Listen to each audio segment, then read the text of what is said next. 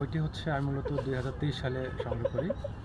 লাইব্রেরিতে যাওয়ার পরে র্যান্ডমলি বই খুঁজতে থাকি, তো এই বইটা সামনে পড়ে এবং আমি যখন ওপেন করে দেখি যে বেশ ইন্টারেস্টিং ব্যাপার যে প্রত্যেকটা তথ্য চিত্রের মাধ্যমে দেখানো, অর্থাৎ সাধারণ জ্ঞান আন্তর্জাতিক সচরাচর যেটা হয় যে একটা নিরস টাইপের একটা আলোচনা বা বই বলা যায়, যে যখন মানুষজন কোনো চিত্র ছাড়া র্যান্ডমলি মুখস্থ করতে থাকে তখন বিষয়টা অনেক কঠিন হয়ে যায়। কিন্তু এই বইয়ের বিশেষত্ব হচ্ছে প্রত্যেকটা ইনফরমেশন চিত্রের মাধ্যমে দেখানো, মানচিত্রের মাধ্যমে দেখানো।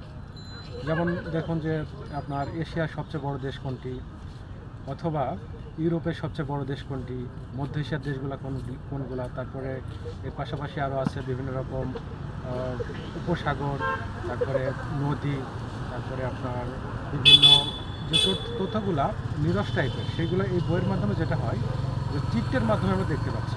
যেমন মধ্য এশিয়ার কী কী দেশ আছে সেই দেশগুলো আমরা চিত্র দিয়ে দেখব, তাহলে হবে কি দীর্ঘদিন আমাদের এটা মস্তিষ্কে থাকবে, মুখস্থ করার প্রয়োজন হবে না। তো এই বইটা কাদের জন্য প্রয়োজন? আমার মনে হয় যে যারা বিভিন্ন ভার্সিটিতে অ্যাডমিশন দিবে, সাধারণ জ্ঞান আন্তর্জাতিক এবং চাকরির পরীক্ষা দিবে, তারা তো সবাই হচ্ছে বাংলাদেশ এবং আন্তর্জাতিক পাঠ পড়তে হয়।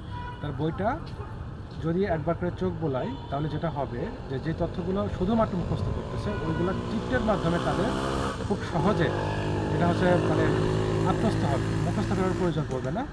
এবং এর সাথে সাথে যে বিষয়টা আমার কাছে ভালো লাগছে যে আগের এডিশন থেকে বর্তমান এডিশনগুলো অনেক থিওরিক্যাল আলোচনা বেশি দিয়েছে, অর্থাৎ তথ্যগুলো যেগুলো পড়লে একজন রিটার্নের শিক্ষার্থী যে বিভিন্ন পরীক্ষা রিটার্ন দিচ্ছে, তারা বিভিন্ন রকম ডাটা প্রয়োজন পড়ে, মানচিত্র প্রয়োজন পড়ে, তো সেগুলো তারা খুব সুন্দরভাবে তাদের লেখার মধ্যে এই ডাটা হিসাবে দিতে পারবে।